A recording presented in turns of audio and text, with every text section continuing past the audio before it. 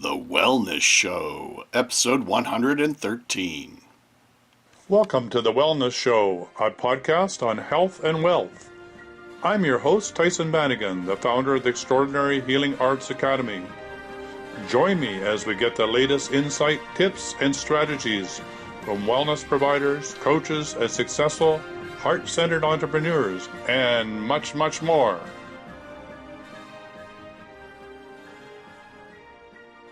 Welcome to the show, and today's show is with Julia Griffin. I'm very excited to talk with her because of her intimate connection with wolves. In a long time, I've known that the work that she's been doing, and I know that working with wolves has opened her up with the opportunity of being an animal communicator, not only with animals, but plants and people. It has helped her deepen her connection to find the resonance for people's soul, to help them clear patterns and create alignment with their inner path. And so it's a great pleasure to have this opportunity to talk with Julia. The first thing, Julia, I really want to talk about is I have this intimate connection with wolves. I really don't quite understand it. But I know that you've mentioned before that this is not unusual. You know, other people have this connection as well. Could you talk a bit about that? Actually, I end up with a lot of clients and students who have dreams about wolves or see me and see a wolf. My understanding from the wolves is that we walked by each other's sides. In the beginning, we could see things in our minds together and share them and make things happen. And they remember everything since the beginning of time. They came here to be our companion, and we've forgotten a lot of the magic and the power that we have, and they're here to remind us. If you had a past life experience with a wolf, or the wolf is here to help you, then you would definitely have an affinity. You would definitely think about wolves a lot. Yeah, that makes a lot of sense to me. So that there was an intimate connection with wolves. So, I mean, that would be in the range of wolves now, that, you know, in your understanding, did the wolves range include all of, say, North America, or is there other lead animals or for different areas?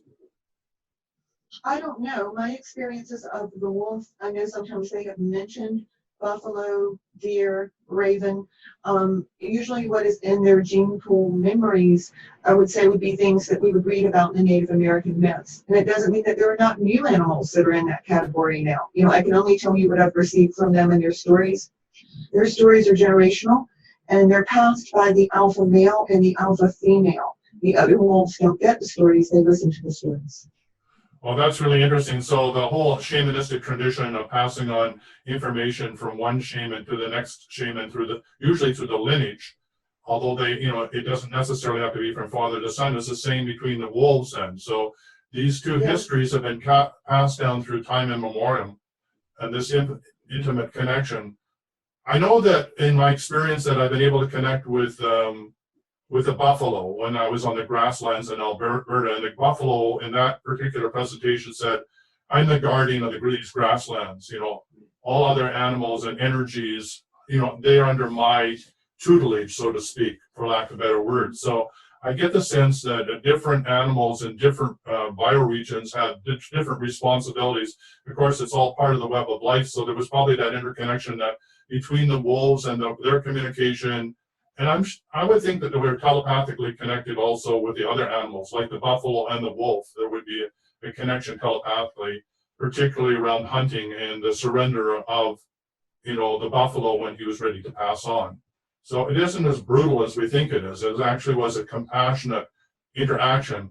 But anyway, this is not about me. This is about you. But this does get me excited about the knowledge that we're only beginning to understand about animal communication and the unique role that they play, and how much we can learn about how we can interact between ourselves as a species and with the animals, because we are the lesser being. They think that we have a very important role on the earth of remembering who we are and aligning with nature and finding our magic again. They think that is the saddest thing for mankind, that we don't know how to see something in our mind anymore and make it happen, because that was the gift that we were born with. They feel that it's possible for us to have great peace and harmony if we'll remember. So to them, we're the missing piece. They don't really see people as alive unless they're somewhat awakened. They just see them as something that sort of moves around. It doesn't have a strong auric field or anything like that. Wow, so what you're saying is the resonant field of who you are. is what allows the wolf to connect with you and actually even recognize you as something it wants to pay attention or connect with. So Exactly. that's the case. And Julie, how did it happen for you? I had a brief moment of awakening. I started thinking about that thing of, after you awaken, your teacher arrives. I looked for a teacher everywhere. On the next full moon, I had a vision about a wolf that waked me up. I kept thinking the wolf was outside of my window. Soon after that, and this had never happened in my whole life, my now ex-husband asked me to go see some wolves with him. I'd always been terrified of wolves, probably because I was so attracted to them. But we went there, and it was like the most fabulous, ecstatic feeling, like the way people fall in love for the first time or when you first have a baby. And I had to go in the pen with them. And they were pretty wild. And they just came right to me and rolled at my feet and adored me. And I was in love. Well, that's amazing. So this is a wolf sanctuary that you went to. Is that correct? At this point, wolves were legal in Georgia. And these were wolves that did not have a home, hybrid wolves. A person who later became my dear friend was Mahaffey, who now has closed her wolf sanctuary. She bred wolves at that point, and she looked at me and she said, "You love them, don't you?" And I said, "Yes." And she said, "I know what it is to love a wolf. I have 15 at home. Come follow me home." Wow. And I did. So are you telling me that those sanctuaries don't exist anymore? Is that correct? They do have sanctuaries. These are people, you would have a wolf in your home, 10 or 15 years ago in Georgia. Now you can't do that without a license. You would have to have a sanctuary. But at that point, lots of people had hybrid wolves. Well, that's interesting. I know I had an opportunity to have a coyote in my life, and I did have a malamute, and malamutes are fairly close to wolves, but yet that connection to the wildness of who they are is really it really opens one's senses when you're around them. You see more, you experience more, you're allowed to expand your five senses. It's almost like you begin to see through their eyes. So then once you fell in love with them, did you have the opportunity then to be with them on an intimate way? Did they come to you out of the wild? Did they literally come to visit you? How did that happen? Well, they lived in a very large pen, and I would go and see them quite often. And it is, as you said, when I was with them, the world was 1,000 times more beautiful than it was normally. And they loved me probably more than anyone has ever loved the entirety of my being. And later on, I had 2 or 3 different wolves at different times who lived with me in my house with my children. And it was fabulous. Wow. So that must have been hard for you to let go of. What happened in that case? Well, wolves were no longer legal for one thing. And then the wolves I had, they only live about 10 years. That's not a long time for a human. Yeah, that's true. I mean, I was just learned that a couple of days ago that a wild wolf only has a very limited lifespan of around 9 years. If I think that's what I understood. So yeah, it is a short period of time. And well, I know for me with my 2 ones that when that happens, when they pass on, it almost broke my heart. Although I do know that they're just as close as one breath away. That they're literally available when you call on them. That they become like your guardians or your totems. Absolutely. Yeah. So you get a chance to be with wild wolves now, or do you just deal with them in the other dimension? I wouldn't call them wild, but I have friends who have wolves, and I have friends who have sanctuaries. So yes, they're still very much in my life. Yeah. When I meant more wild rather than domesticated, but what's the difference between wild and domesticated is it's a human terminology. So yeah. So how did this then lead into? I mean, you were saying that you really wanted to be guided. You wanted to have a mentor. You wanted to have a guru, and that what came into your life was the wolves, and the wolves then became your teachers, and from that, then that led into your work. So tell me how that led into your work. Because I am a natural intuitive, they immediately took me into how they saw the world. And they always responded to me. If I was quiet, they were quiet. If I was upset, they were upset.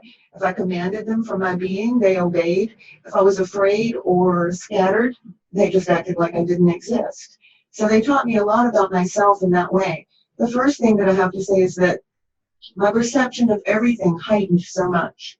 And I began working with this alpha wolf, Juno.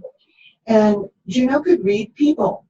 and she could read their pets. And after we did it a few times, someone would ask a question and I would say, Juno says. Well, in no time, I had people lining up for readings through Juno. Then the interesting thing about it is she would take me to a certain place and she would let me feel the answer, but she no longer sent me the visual. I could no longer see it, but I could see it myself. Well, after enough practice, I learned how to read energy the same way that she did. Now, we have to assume that this wolf knew all these things. She was moving me into my new role as a human being. Wow. So she was really stretching your consciousness to remind you who you were and the gifts that you had before you became civilized. Yeah, because I never would have tried or gone so deeply if I hadn't already done like 6 months or a year of relaying her highly accurate readings. They were so accurate that I stopped questioning it. Right. So what she wanted you to do was to learn how to do that on your own. So she would take you to the energy and then yet you interpret it into your language rather than give you the mental picture. Is that correct? Uh-huh. Wow. Amazing. So did she then also teach you how to do healing from a wolf's perspective? Well, from a wolf's perspective, let's just say that something in your life is unhappy. The first thing that we would do would be to look at who you are in your heart and see if that situation is in resonance with your heart. If it is, there are a lot of things that are worth putting up with about it. So if it is, then you work on just changing yourself and seeing it as better and really holding that. If it's not, then you have to find another path. From them, I learned that one of the major things that human beings do is spend most of their time visualizing things that they don't want to experience and things that make them unhappy. Yeah, so what you're saying is the wolf is teaching you to focus on what you do want, and that by then and visualizing that almost in a, I'm going to say dream state. It's not really a dream state, but it's between awake and unawake state, I think, is how I would. It is in a centric state. It is alignment with the inner self is what it is. Yeah. But it's another way of being awake, far more awake than we normally are. Would that be safe to say? Yes, definitely. Yeah. So in that awake state, then you have these hypersensitivities to energy around you that helps you determine the blocks that a person has. And also, so are you able to guide the person to have that experience themselves? Or is it an experience that, that you have it yourself that you can then communicate to the person what's happening within selves? Okay, we do it two ways. One is to uncreate and unattach you to some of the negativity. Because when anything is negative, myself included, we think that it's real. It's not always. Some of it can just be ourselves and the way we respond to life. The second part is for me to find the right vision for you. And when I find it, it clicks. I can feel it. If I can't get it exactly right, I get to something that's higher than the vibration that you're on. And I work to find the right visuals and the right words and the right energy. And I relay that to the person and I get their energy aligned with that. So it clicks, it comes together. And then it's their job to hold that frequency so that things start to change. Now, how does this person hold that frequency? I mean, because we're such scattered human beings and we have so much going on in our heads. What sort of techniques do you have for your clients to help them hold that state of consciousness so that it becomes part of who they be? Well, part of it is remembering that this is something that you really want. You really want that better experience. Human beings have to remind themselves of this all the time. Another piece is remembering how you've done it in the past. Because everybody's done it in the past. We would all be in exactly the same place we were when we were 18 as we hadn't.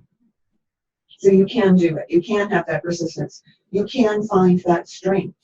The other piece is that I hold that vibration for them. I think about everybody I work with every single day and hold it for a few seconds for them and see them moving into it. So that helps too. Right. Okay. So part of your job then is to hold in your mind's eye the integrity of who they are as a enlightened being or a much more enlightened being, or their true nature. And as you hold them there, that vibrational frequency allows them then to entrain to that, so that they become more and more focused on that, so it becomes the predominant aspect of who they are. Exactly. Right. Yeah, and at some point, the universe itself will step in and pull you the other, 20 or 30% of the way because you're aligned with a higher pattern. And the universe loves it. It's like, where have you been? I've been waiting for you. Right. And all of nature also celebrates too, because they're one more, you know, conscious being that's in line with the you know, the evolutionary flow of nature, and therefore you can't help but support that. When had the opportunity to work with horses that heal, they would actually get right into your auric field and start snuffing with their noses and really get into your face or right down to your heart. And in that experience, you know, the horse is so huge that there's no way that you there's no way that you could not entrain to the horse because it was the dominant energy. I was just wondering, do wolves get into your energy space like that and force you to, not necessarily force you, but guide you to a different energy state if you're somewhat discombobulated or there's something that needs to be worked on? Yes, absolutely. They do that. They change your brain waves. They change your aura around. To you, though, it just might feel as though you are very aware of the earth and the earth is supporting you when you're resting. And you suddenly feel very calm or feel like nothing matters anymore except being alive and being present. Right. Very, very interesting information. So one of the questions you wanted me to ask you was, how do you define the inner or true self? These were just a few things so that people who are feeling this can align with it. And it's what we were talking about sort of being in that dream state and being able to receive higher vibrations, feeling peaceful, feeling calm, knowing that there's a part of yourself that you can click into. It's always connected to the universe and always has the answers. It's very much a lifeline. And the energy is so chaotic at the moment, or so interesting, let's put it that way, that sometimes we need that. But all you really have to do is think about your heart, think about what that is, and you can move into that place. Yeah, I think that's really what you're just saying. That's a really what I call a hot tip. That's extremely valuable. I know when I feel discombobulated that I really alienated myself from, call it the earth grid, or call it the flow of the planetary evolutionary consciousness. I feel myself separated. And if I take that breath and if I allow myself to connect, even by remembering my connection to, say, my dog or to my coyote that I raised, will automatically kick me back into that, being part of that network. So it's sort of like coming back online. It's like remembering who we are and why we're here, rather than being living in an alienated world that really is a one that is man-made, that really has no value in of itself, other than it reminds you that you want to get back to being reconnected to the whole.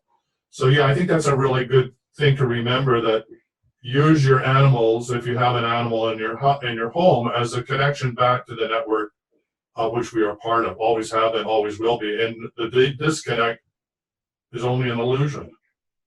Mm-hmm. It's true. Wow, that's powerful stuff. So how does life change as you move into a greater awareness and awakening? That was another question you wanted me to ask you.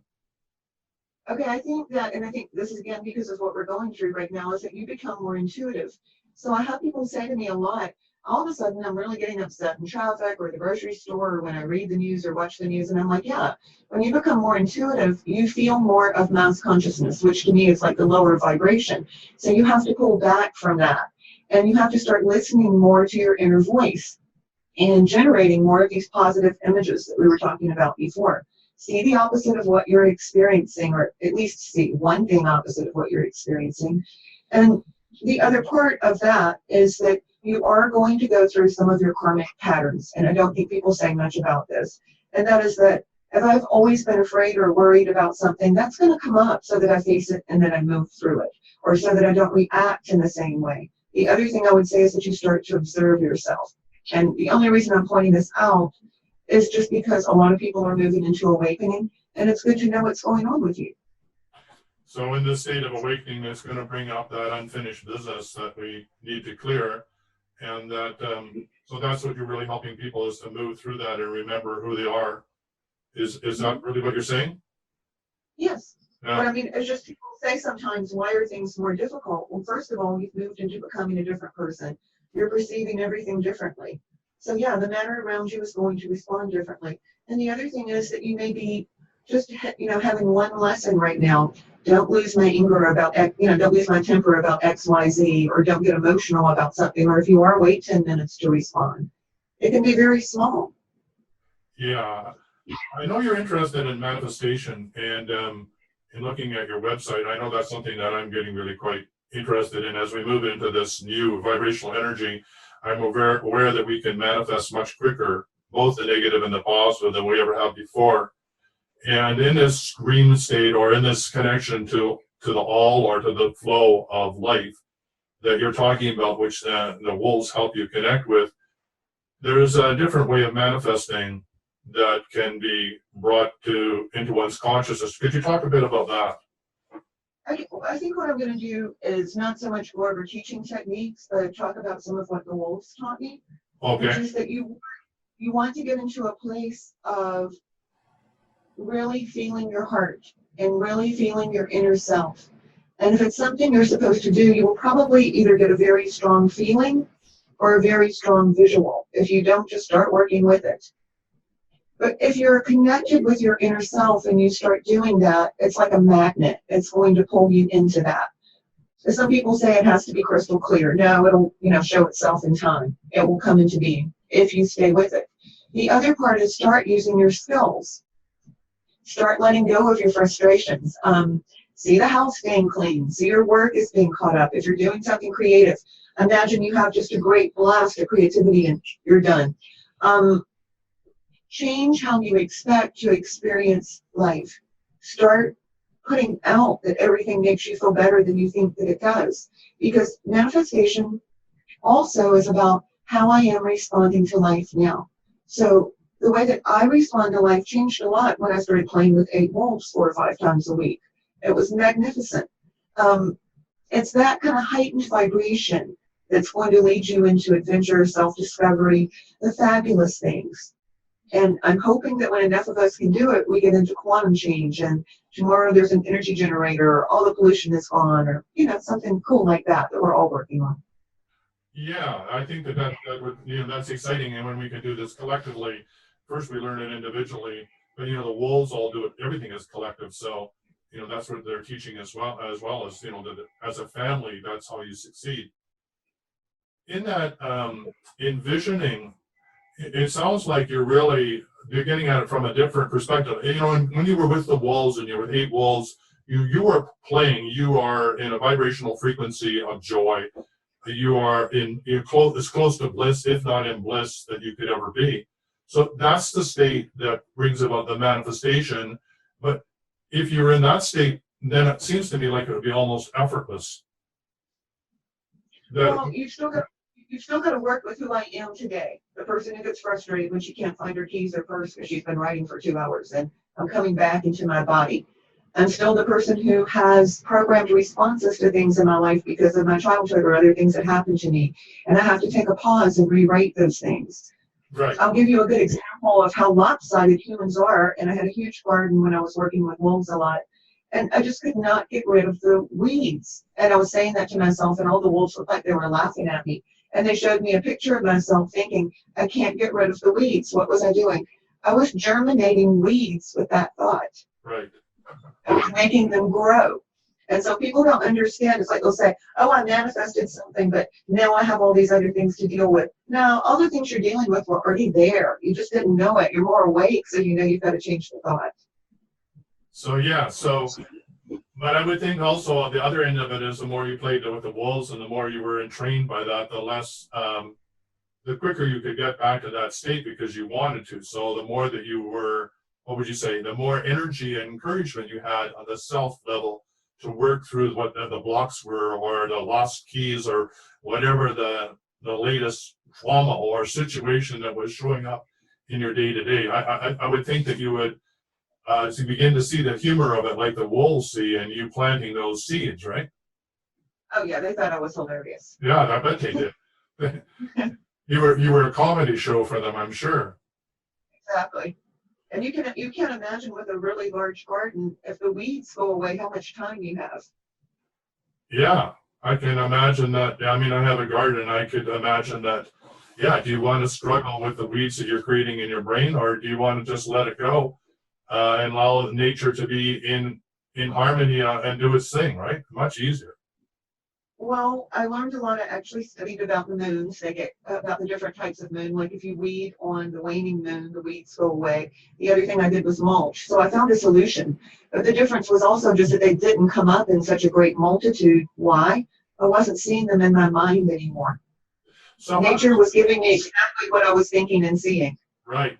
So I noticed on your website that part of your blog is from an astrological perspective too. Did that come from your connection with the wolves? I know the wolves are really deeply connected to the moon. So is that how that part came about? Well, I was always interested in astrology.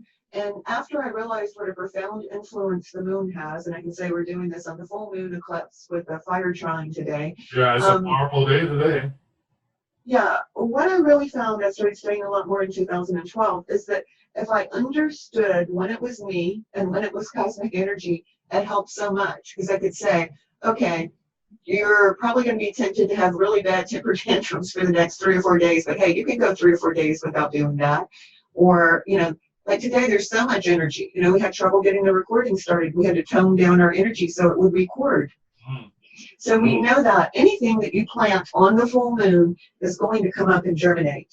So just those two things are huge for human beings. Yeah, that's really true. And what a powerful time to be talking about this subject of manifestation on this particular day, which means anybody listening to this recording will get it at a deeper level than the words. So that's pretty cool. So, when I think about what it was like to be around my coyote and my malamute, they were very domesticated. But when the full moon came, coyote became coyote. There was just, his genes kicked in and he was coyote. There was just no way that a human could connect with him in the sense that he was in a different world. And that was fascinating to watch, just how spontaneously he would flip from being domesticated, right, or allowing humans to be part of his world to being totally in his own world. It was like really powerful to watch. Mm-hmm. Now, wolves stay wild. They may live with you. They may take care of your children. They may sleep in your bed with you at night. They may go everywhere with you, but they're always wild. And to me, that was a fabulous part of them. I loved that wild, crazy energy. Mm-hmm. Mm-hmm. And so were you able to then travel with them in the wildness? Like, were you able to do like a lucid dreaming with them? Oh, yeah, often. So, and we took them on hikes a lot and out in the woods and things like that. So I was very happy, I think. So in the lucid dreaming, what was it that you were actually sharing the dream state with them? Mm-hmm. Mm-hmm. Yeah. I love the way you say, yeah, that's just for you is actually totally, of course. Why wouldn't I, right? I think for other people, it might be a bit of a stretch, but so yeah, so when they're in their dreams and they're, you can be in their dreams right along with them. And a wolf spends a fair amount of time in that state, doesn't it?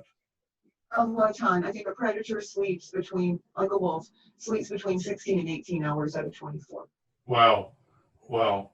So what can you say about that state that you've experienced from that lucid dreaming? What sort of things have you learned from that? I think that we can be completely alive in other worlds as well as our own. And dreaming is certainly one of those. Yeah, I think the presence is so incredibly crystal clear in a dream, just like it is with us talking right now, maybe more real. It's a clue to what we can do. Yes, the future of who we are. So we're 1 minute away from the end of the show, and it's all gone very quickly, and much too quickly. But that being said, Julia, how do people get hold of you, and how do they work with you? Okay, you can go to my website, One True Self, ONE, trueself.com. You can sign up for my newsletter. I write one every week.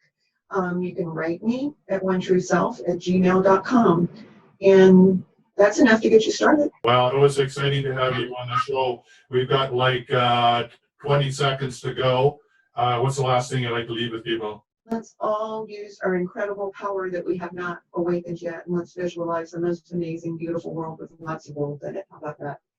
Yeah, I like that. That's really, really powerful. Thank you for being on the show, and we'll be in touch. There's much more to say. Well, thank you. Thank you so much. It was my honor and pleasure. Bye for now. Bye. For quality online wellness products, courses, and services, visit our sponsors, thewellnessstore.ca and the Extraordinary Healing Arts Academy located at thewellnessacademy.ca. To stay in touch, visit us at thewellnessshow.ca. And until next time, be healthy, wealthy, and wise.